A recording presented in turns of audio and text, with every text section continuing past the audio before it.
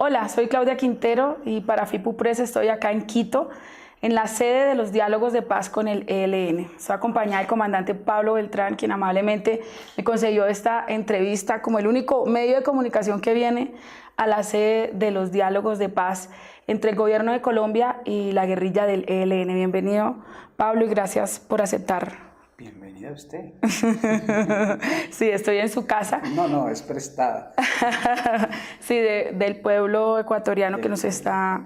¿Cómo estás? ¿Cómo se sienten acá? No tan bien como usted, pero ahí vamos. Muchas gracias. Bueno, ¿cómo llega Pablo, o mejor Israel, a la guerrilla del ELN?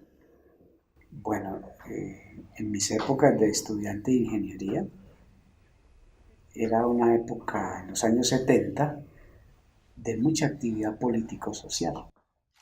Entonces en la UIS, en la Universidad Industrial de Santander, en Bucaramanga, era muy común debate sobre la situación del mundo, de Colombia, el cambio, la revolución.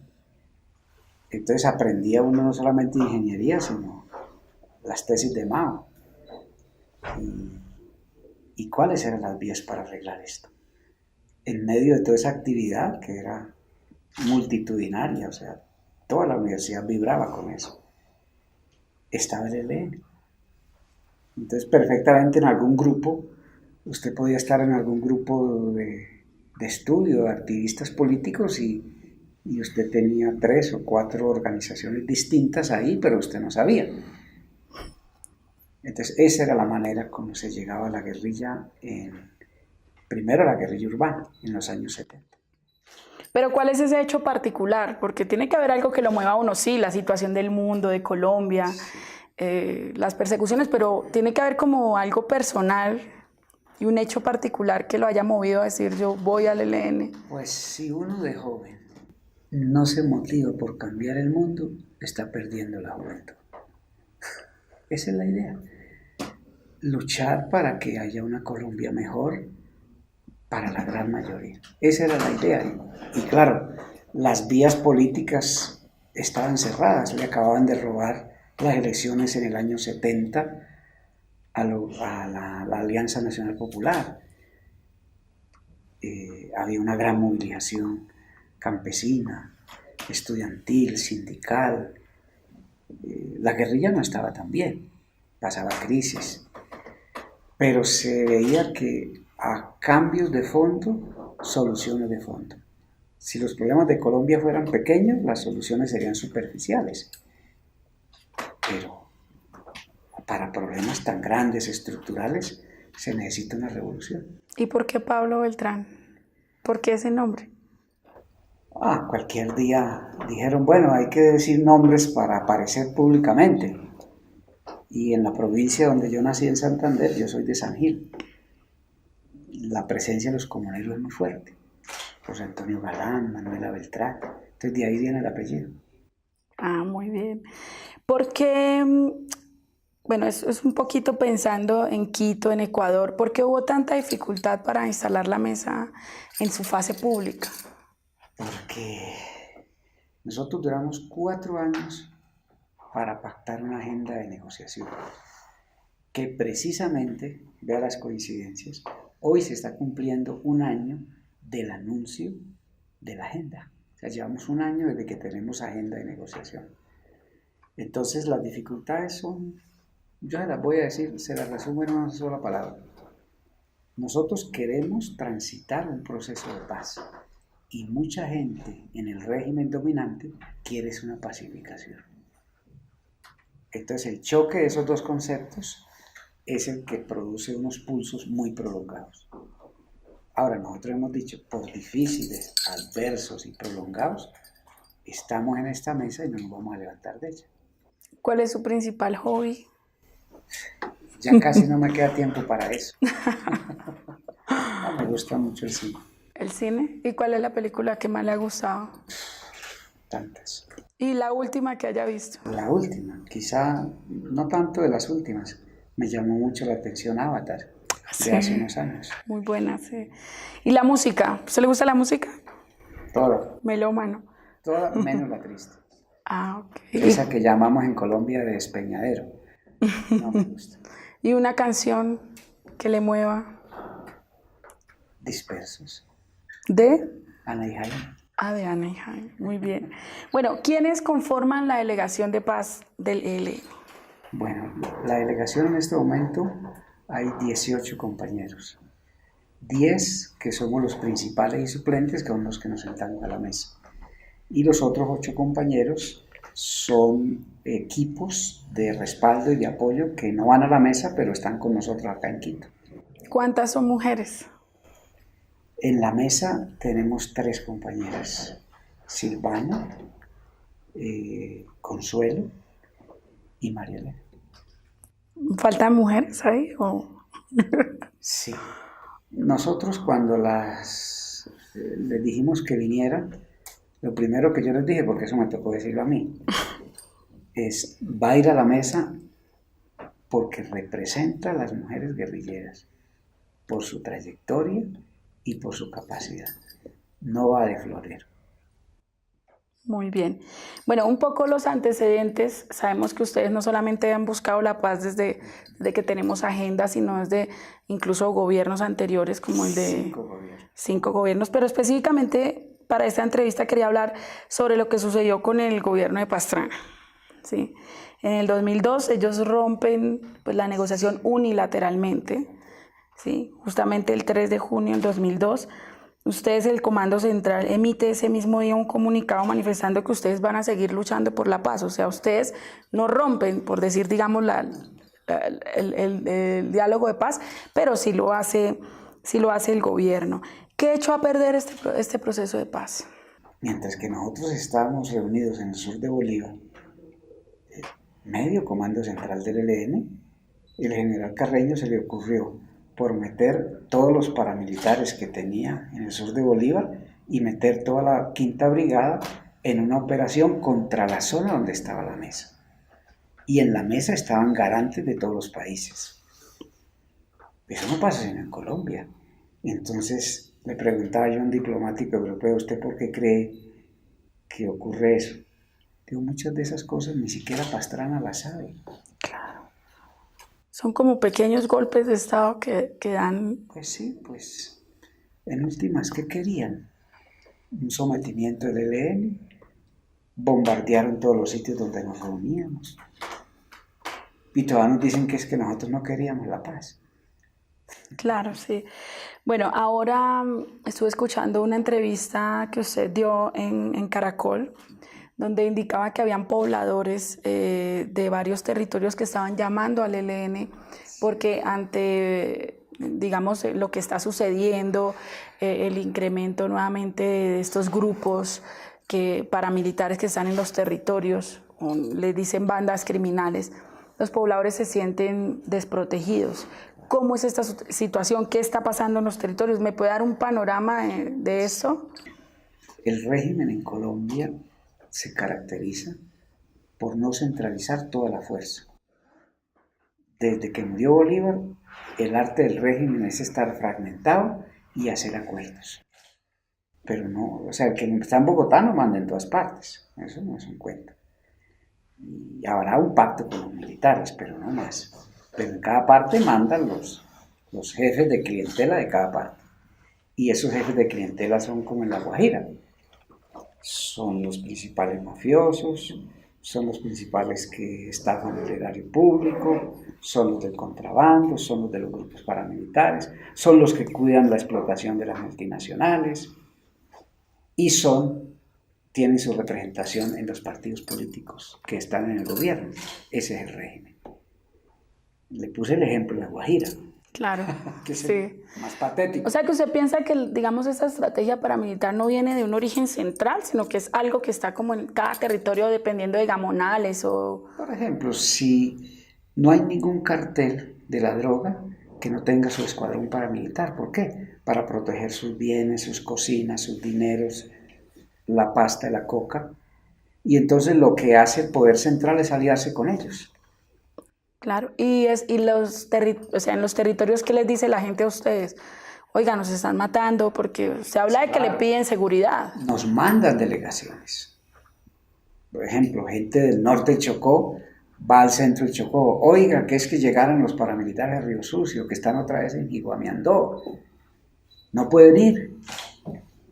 Los últimos combates que hicimos nosotros en el Chocó, en el norte del Chocó, en Truandó, los hicimos conjuntamente con la FARC hasta hace poco. Claro. ¿Por qué? Pues es que era algo muy evidente, crezca y crezcan los paramilitares, y entonces la gente reclama. Las detenciones masivas, estudiantes, lideresas, presidentes de Junta de Acción Comunal, defensores de derechos humanos, dicen que son del ELN, ellos son militantes, algunos de congresos de los pueblos, otros de movimientos independientes o fundaciones. Eso es una desgracia. En Cartagena en este momento le están haciendo un juicio a una veintena de líderes, y la acusación es que son de la Cumbre Agraria, que la Cumbre Agraria es el brazo político del ELN, y el cargo que les hace la fiscal de Cartagena es que organizan marchas y protestas. Por favor, eso es judicialización de la protesta. Esas son todas las formas de lucha. En una parte matan a los militares, en otra parte se asocia la infantería de marina con los paramilitares, en otra parte son los jueces, en otra parte son solo los paramilitares. Entonces, ¿qué quiere? Que no haya una fuerza alternativa que les rete el poder. No aceptan ninguna expresión. Nosotros estamos aquí en una mesa de paz, pero la gente está ya protestando. ¿Qué reclama la Cumbre Agraria? Que le cumplan. Pero estos líderes no son, digamos, representativos de poder en Colombia, son líderes territoriales. ¿Por qué los persiguen? La señora que más persiguen es una señora que es de un cabildo afro en Arenal, del sur de Bolívar.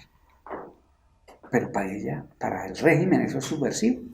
Claro, representa un peligro. Bastante. Ellos, lo más subversivo que han hecho fue cuando se volaron de ser esclavos y fundaron ese palenque en Arenal. Entonces los que están ahí son descendientes de ellos. O sea, son subversivos desde los españoles. Vamos a hablar un poquito de la agenda, de los 6 puntos, que bueno, el primero pues es la representación de la sociedad civil acá en la mesa de diálogos. ¿Cómo se planea hacer esto? ¿Quiénes? ¿Cuándo? Bueno, en la mesa en este momento ya tenemos listo un preacuerdo donde se citan 2, 3 docenas de sectores representativos de la sociedad colombiana, desde las comunidades indígenas, afro, campesinas, trabajadores, estudiantes, mujeres, académicos, cámaras de comercio, gobernadores, alcaldes, empresarios.